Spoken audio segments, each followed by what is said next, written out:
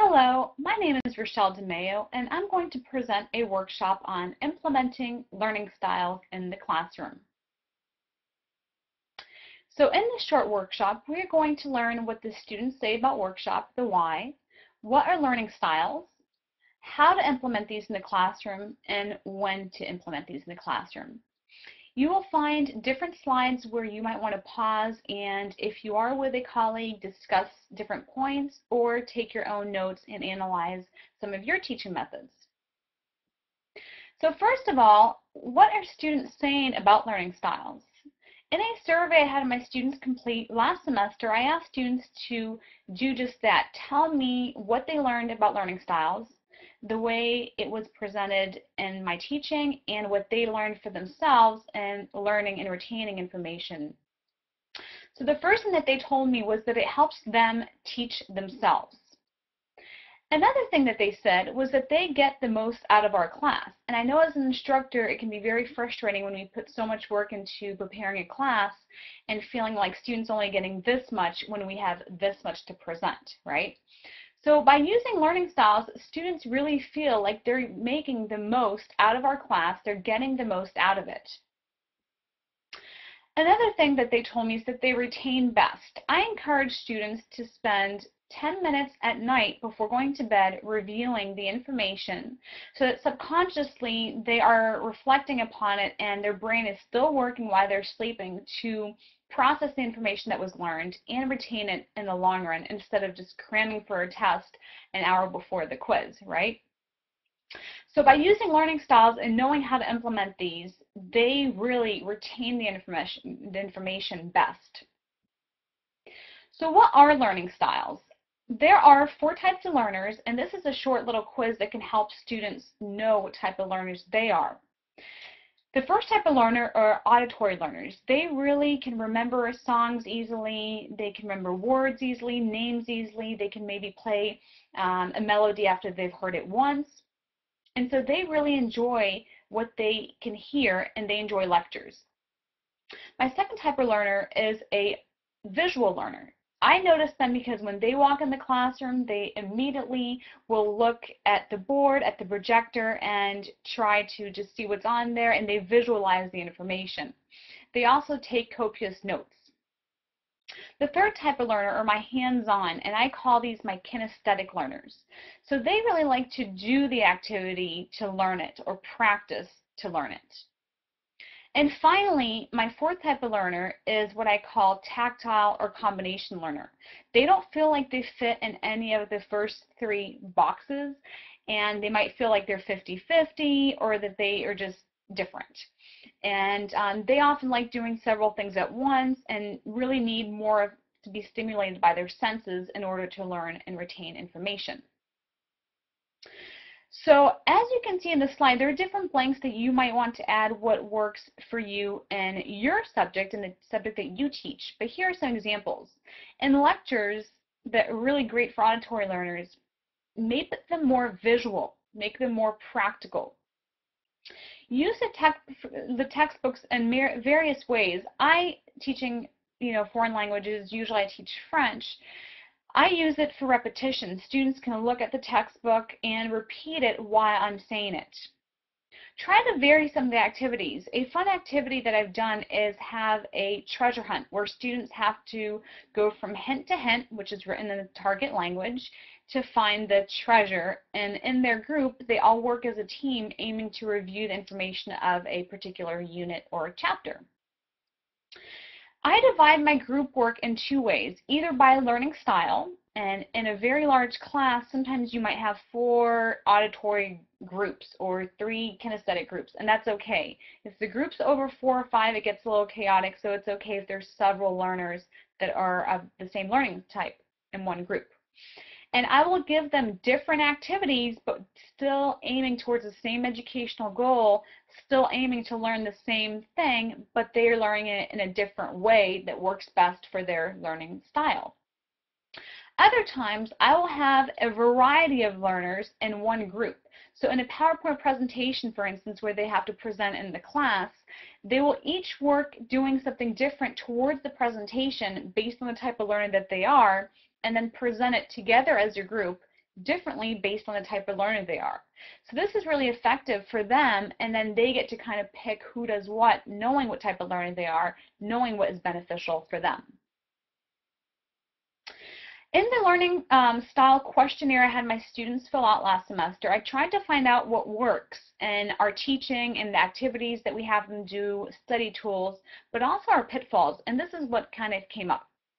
Auditory learners really need us to lecture them. They love lectures and they like the repetition. Activities that work well are verbal conversations, just kind of having a dialogue with their classmates is effective. And different study tools that work is hearing the pronunciation, reading out loud in groups. But the pitfalls is that they really do not like too much writing, and that really can be a little frustrating for them if we have them write too much. Visual learners, they need it to see it written on the board. So they like projectors, they like really when we put color into our lectures if we have one, or and just into our teaching as a whole. They like taking notes, and sometimes they take so many notes that the pitfall as an instructor is that we talk too fast and they feel overwhelmed, like they cannot take as many notes as they would like.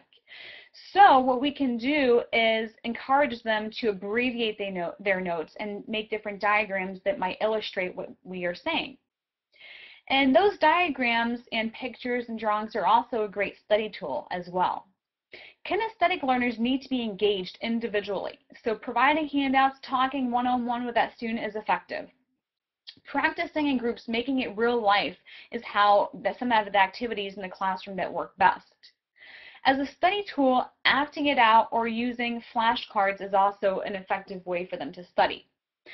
So what they find is that if there's too much or not enough, writing and too much lectures, they tend to get a little bored and they need to have writing as well. They enjoy writing.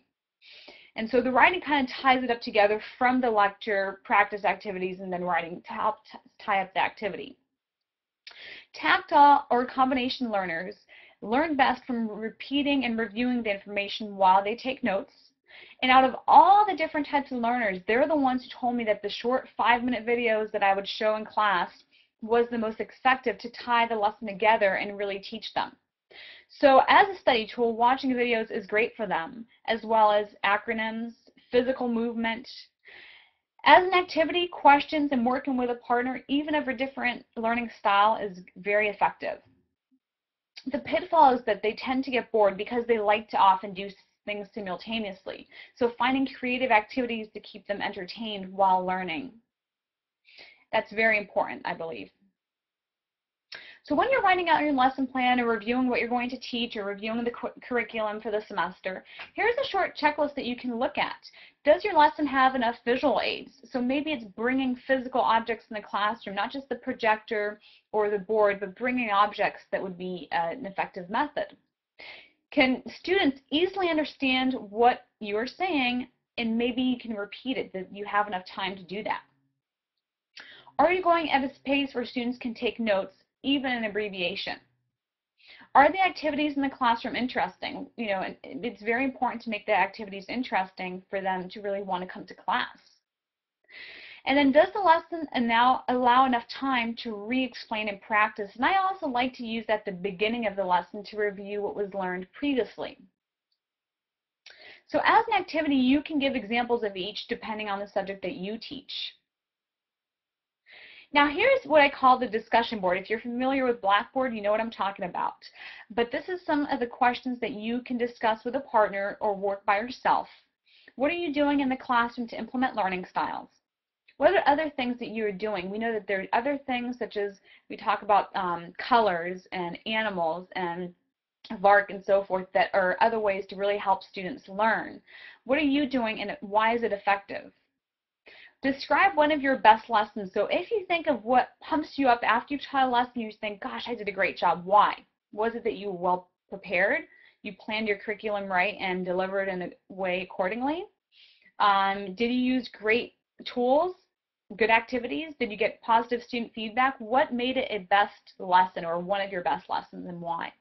And then talk or discuss or write a little bit what your style of teaching is and why it works well for you and the subject that you teach in.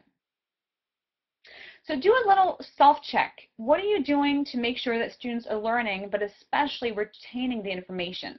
I hate meeting students that say, oh, I learned French years ago and I don't remember it.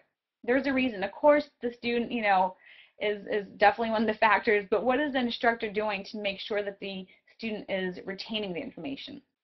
And what do you want to do to change possibly what you teach, or the way you teach?